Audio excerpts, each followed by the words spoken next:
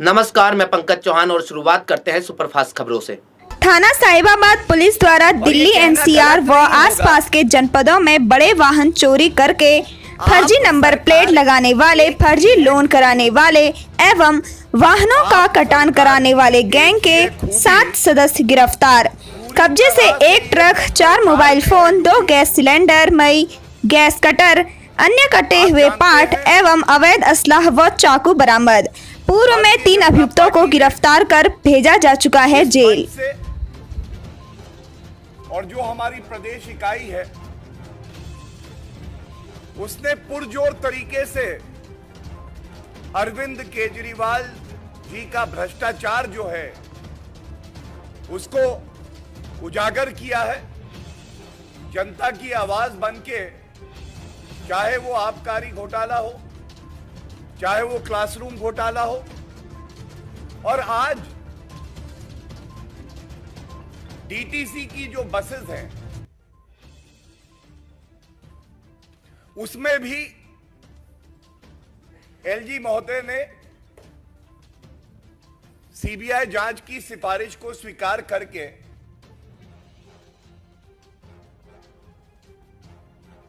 आगे बढ़ाया है। मैं सबसे पहले ये घोटाला है क्या अनियमितताएं पाई गई हैं और इन भ्रष्टाचारियों का मोडस ऑपरेंडी क्या रहता है, यह बताने का प्रयास करूंगा। दिल्ली की जनता सोच रही है कि आप अरविंद केजरीवाल जी का कोई भी मंत्रालय उठाइए तो उसमें भ्रष्टाचार मिलेगा, वसूली मिलेगी। Tailor making of contracts and tenders, ऐसा निविदा बनाओ कि जो हमारे चहेते मित्र हैं, जो गुलाबी गड्डियां अरविंद केजरीवाल की तिजोरी में वापस दे सके जनता के रुपए की, उन्हीं को टेंडर मिले। जो तथ्य सामने आए हैं, सबसे पहले शुरुआत करूंगा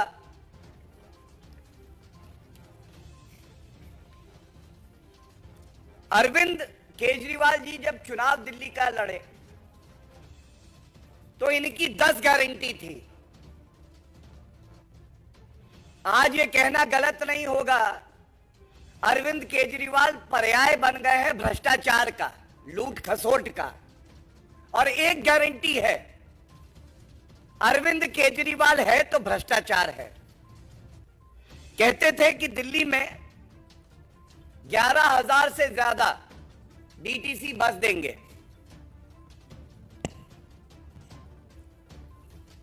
दिल्ली की जनता उम्मीद लगा के इंतजार करती रही, बस तो नहीं आई, लेकिन जो मामला सामने आया है 1,000 लो फ्लोर बसेस का है और इसमें तमाम इरेगुलरिटीज हुई हैं। यह पहली बार देखा गया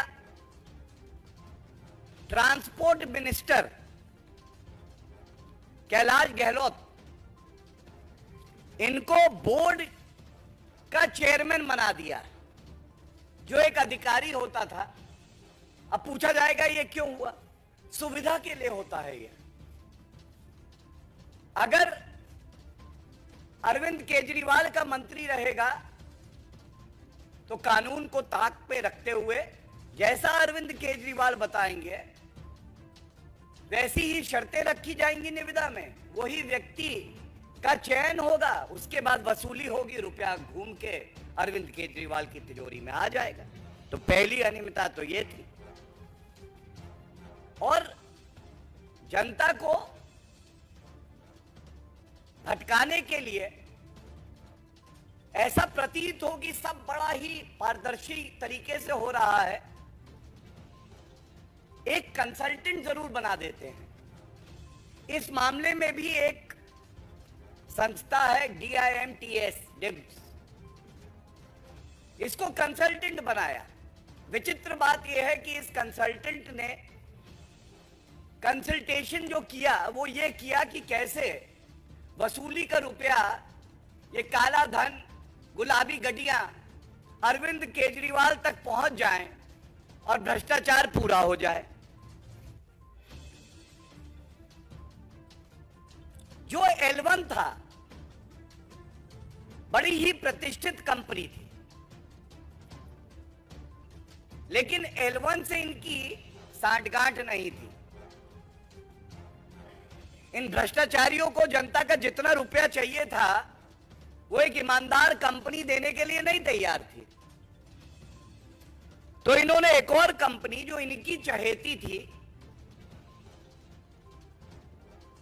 जिसको इनको चिन्हित करके सेलेक्ट करना था, JBM, उसको बातचीत के लिए बुलाया।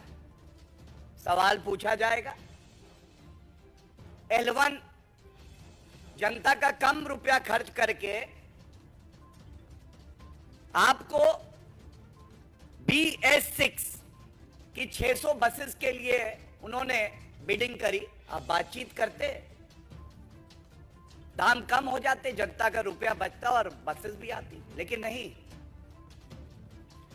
क्योंकि JBM चहेती कंपनी थी, उसको बुलाया बातचीत करने के लिए, जो BS6 600 बसेस के लिए L1 नहीं थी और 400 बसेस BS4 थी। ये पूछना चाहेंगे, क्या आपने कानून नहीं पढ़ा है अरविंद केजरीवाल जी, या आपकी नियत में इतना खोट आ गया है कि कानून को दरकिनार करके केवल वसूली करने के लिए आप कुछ भी करने को तैयार हैं? There are multiple judgments of the Honorable Supreme Court that there has to be a level playing field. समानता होनी चाहिए हर बिडर के लिए। आपके पास एक L1 बिडर था, आप अगर JBM से बात कर सकते हैं तो ये जो प्रतिष्ठित कंपनी थी, इसको बुला के भी बातचीत कर सकते थे। और जब मैं कहता हूं प्रतिष्ठित, तो बड़ी जिम्मेदारी से कहता हूं, देश की सबसे प्रतिष्ठित कंपनी, उसको नहीं बुलाया गया। और ये जब सारा मामला सामने आया तो तमाम कंप्लेंट की गई। जो नागरिक हैं, जो ईमानदारी का झंडा लेके खड़े रहते हैं, जो चाहते हैं अरविंद केजरीवाल का भ्रष्टाचार पकड़ा जाए, उन्होंने भी कंप्लेंट दी। और इस बात को कहते हुए हमें गर्व है कि भारतीय जनता पार्टी ने भी, और मेरे साथ विजेंद्र जी भी बैठे हैं, इनकी भी एक कंप्लेंट है, इस मुद्दे को पुरजोर तरीके से उठाया। एक कमेटी का गठन हुआ, retired IAS officer OP Agarwal ji ने जो सारे बिंदु थे उसका गहरा अध्ययन किया, और गहरा अध्ययन करने के बाद एक रिपोर्ट दी गई। और इस रिपोर्ट में बिल्कुल स्पष्ट हो गया कि तमाम ऐसी अनियमितताएं जानबूझ के करी गई, कानून की अनदेखी करते हुए, क्योंकि मकसद केवल एक था। मकसद ये था कि जो हमारे मित्र हैं